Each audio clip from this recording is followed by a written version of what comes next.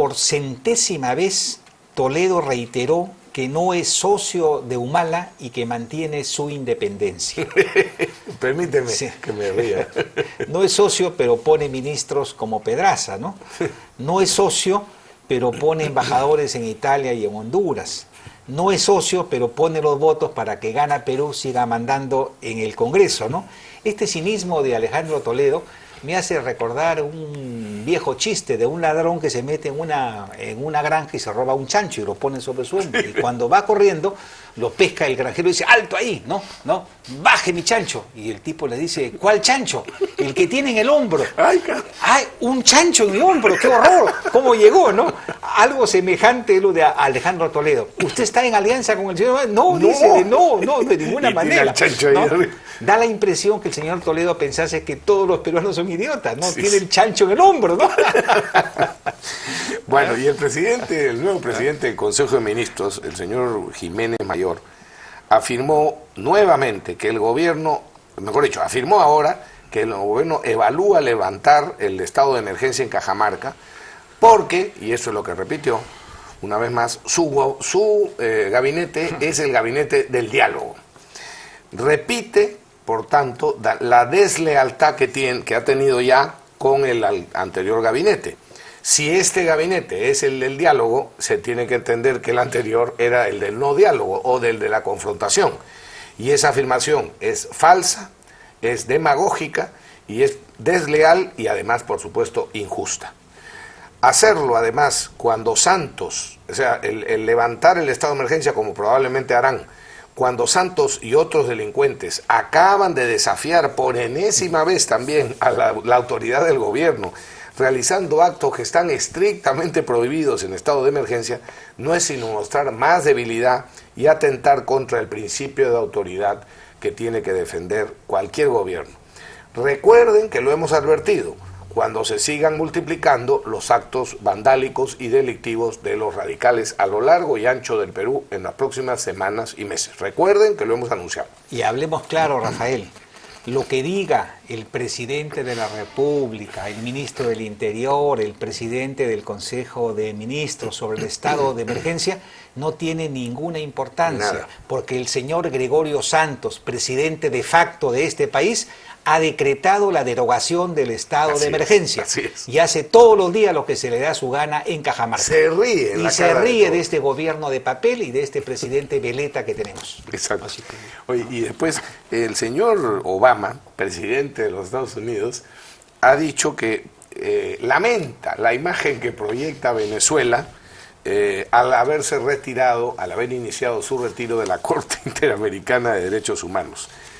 En este programa, Pepe Barbilló y en este canal, etcétera, repudiamos al señor Chávez y su gobierno.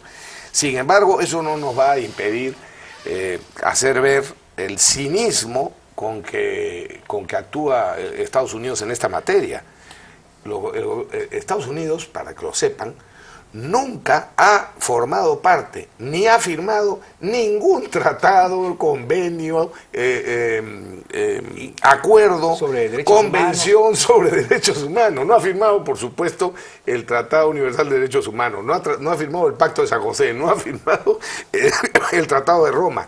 Y se da el cuajo de decir que porque un país se retira, muestra una mala imagen que el presidente de Estados Unidos lamenta. Sí, eso se llama haz lo que te digo y no veas lo que hago, ¿no? Pero eso era pues hace 100 años, no frieguen pues. No frieguen. Ahora, Aldo Mariátegui dice, por lo menos Hugo Chávez hizo algo bueno en su vida y tuvo los pantalones de recuperar su soberanía jurídica saliéndose de la Corte Interamericana de Derechos Humanos. Es el segundo país que se desliga tras Trinidad y Tobago, que lo hizo para poder aplicar la pena de muerte en su país. Ahora hay países como Ecuador, Bolivia y el propio Brasil que ya han advertido que si no hay cambios drásticos en la OEA con respecto a esta corte, ellos también se retirarán. Esto, por supuesto, a los gringos no les ha gustado nada, porque los gringos creen pues, que son los gendarmes del orden internacional, ¿no? Sí. Que ellos pueden dar órdenes y sugerencias que ellos no cumplen, ¿no? Están locos, ¿no? Si los gringos fuesen parte de esta Corte Interamericana de Derechos Humanos, se habrían salido hace rato. O tendrían ahorita acusados a varios de sus presidentes por lesa humanidad, por supuesto, ¿no? Pero como ellos no tienen que soportar a esta Corte, dan consejos que ellos no siguen, ¿no? Hay que ser realmente bien cínicos y bien caraduras, ¿eh? ¿Ah? Efectivamente. Bueno, y el gobierno de Correa en el Ecuador nos está jugando muy sucio, vamos a decirlo con claridad. Su canciller, Patiño, firmó con el canciller chileno, Alfredo Moreno, una declaración en la que ambos países tienen, dice, comillas, la plena coincidencia respecto de la vigencia de los alcances y contenidos de la Declaración de Zona Marítima de 1952 y el Convenio de Zona Especial de 1954. Chile pretende, así, usando al Ecuador, sorprender a la comunidad internacional y al Tribunal de la Haya, haciendo creer que el Perú fijó sus límites con Ecuador con esos acuerdos pesqueros. Eso es tan falso que recién en mayo del 2011, del año pasado, el Perú y el Ecuador firmaron finalmente, o por fin, un tratado de límites marítimos, sin hacer ninguna mención a los acuerdos del 52 y del 54.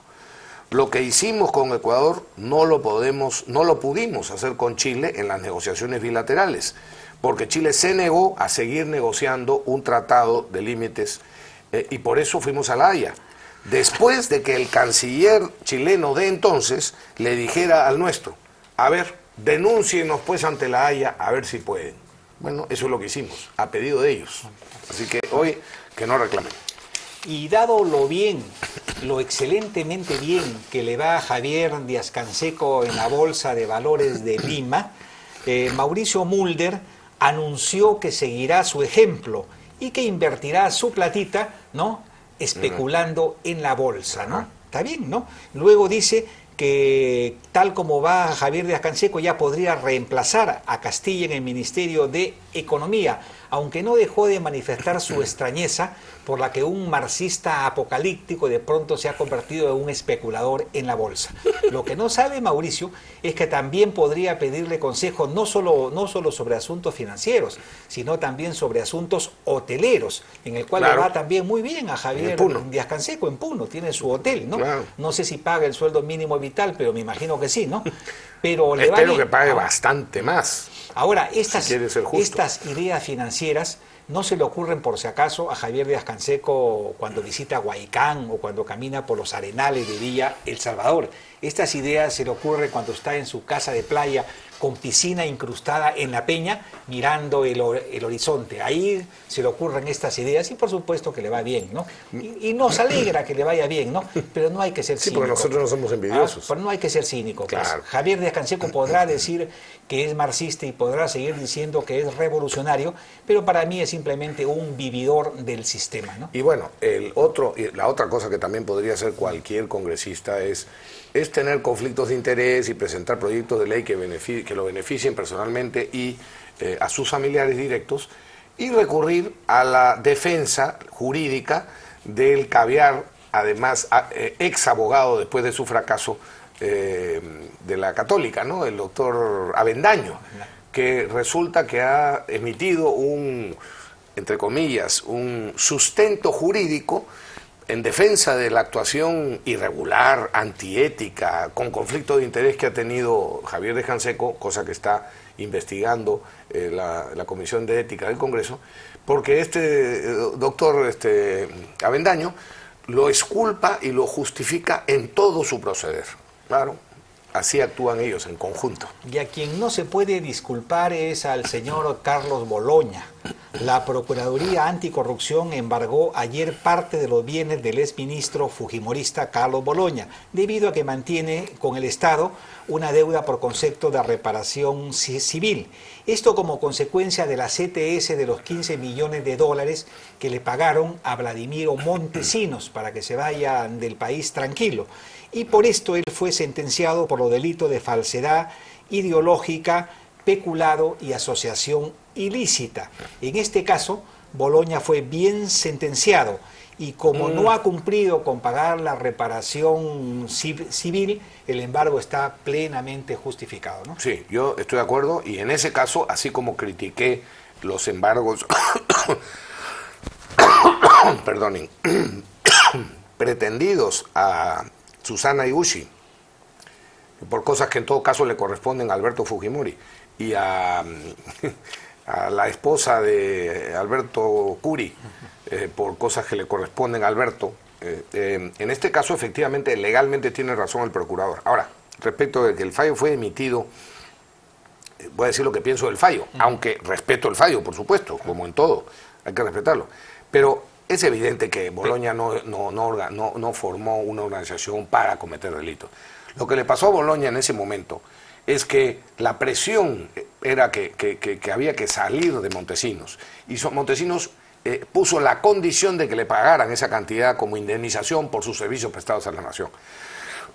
Y entonces, haciendo mal, y por eso están bien en ese sentido sancionados. Cometió peculado de todas maneras. Peculado no, porque no se benefició él. No se benefició él. Y además, acuérdate que según tengo entendido se devolvieron los 15 millones, ¿no? O sea, no perjudicó ni siquiera al erario. Pero, en fin, está sentenciado. Yo no creo que debidamente por asociación ilícita ni por peculado, pero evidentemente por el otro delito, ¿no? Eso, en todo caso, un ministro en esos casos, comprendo su situación. No estoy defendiendo Bologna, su actitud, pero en ese momento todo el país quería que se vaya. Yo habría renunciado, yo no puedo darle esta cantidad, yo no puedo hacer esto. Ningún ministro de Economía en su sano juicio puede ir al Tesoro como si fuese su chacra y sacar 15 millones de dólares y entregarlos en una mesa. Eso es un acto delictivo y es un acto amponesco, Rafael, por más cariño que le puedas tener. No, yo no le tengo, no es que le tenga, por supuesto, Bologna, ¿no? Lo conocemos y todo, pero definitivamente actuó delictivamente y se convirtió en ese momento en un delincuente. Tanto es así, estuvo bien sentenciado. Tanto es así que ese es uno de los casos, de los pocos casos, dicho sea de paso, que voté en el Congreso, en la acusación constitucional, a favor, porque efectivamente no hay justificación. Y otro que se está pasando es el coronel Roberto Guamán Azcurra, quien no descartó tener algunos Vladivideos que administró durante la caída del régimen de Alberto Fujimori. 12 años después, al ser consultado sobre el tema, Guamán Azcurra respondió que le preguntaron si tenía todavía algunos videitos y él dijo, no sé si los tendré por ahí, ¿no? Esta declaración no es graciosa y lo que está demostrando en todo caso es voluntad de chantaje, ¿no? Y eso es algo inadmisible que yo espero que los jueces tengan en cuenta cuando se discutan los beneficios penitenciarios para este payaso, ¿no? Ahora, el chantaje siempre es posible siempre que haya videos. Por eso, que haya, que otros, que alguno tenga rabo de paja. Porque una amenaza, cuando no existe rabo de paja, en realidad no es amenaza y no cabe el chantaje, pero sí puede estar queriendo amenazar a algunos. Según un estudio de la Universidad del Pacífico, hay filtraciones, es decir, corrupciones, en programas del vaso de leche y de comedores populares que superan los 570 millones de soles al año. Una vergüenza para el gobierno llamado de la Gran Transformación, o aquel que como eslogan de campaña utilizó la honestidad para hacer la diferencia, ¿no? Vamos a un corte, amigos.